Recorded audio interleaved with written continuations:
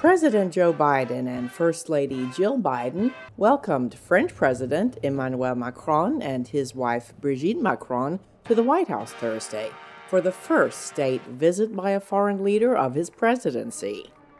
Supporting Ukraine through freezing winter conditions as Russia pounds its energy infrastructure was high on their agenda.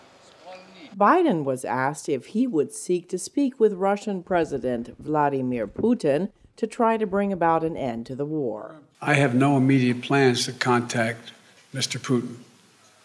Mr. Putin is, let me choose my words very carefully.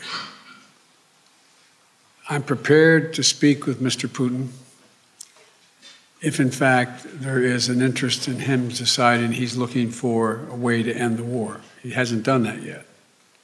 If that's the case, in consultation with my French and my NATO friends, I'll be happy to sit down with Putin to see what he has in mind.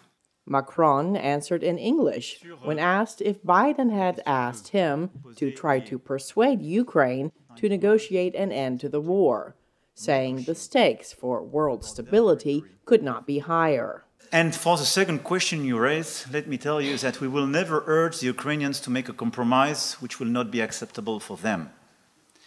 Because they are so brave and they defend precisely their lives, their nation, and our principles. And because it will never build a sustainable peace. Despite some sharp differences over a new U.S. law promoting American clean energy products at the expense of European competitors, Biden and Macron reaffirmed that France is America's oldest ally, and both are crucial in standing up to Russia. On Capitol Hill, Republican Senator James Risch told VOA that Congress will likely approve Biden's request for an additional $38 billion in aid for Ukraine before the next session in January. This new appropriation bill, I'm not big on messaging, but the message that Putin should take away from this is we're here to stay, and we're going to stay we're going to stay with Ukraine till they win this war, till they get it finished and complete the victory that they will ultimately have at the end.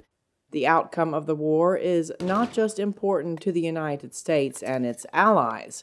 Democratic Senator Jeanne Shaheen told VOA. It's our adversaries. The countries that are our competitors, China, Iran, North Korea, they're all watching what the allies do and who wins this war in Ukraine. And so there's a lot riding on what happens and whether we can hold Vladimir Putin accountable. The White House has made clear that the United States will support Ukraine in its resistance of the Russian invasion for as long as it takes. Cindy Saine, VOA News.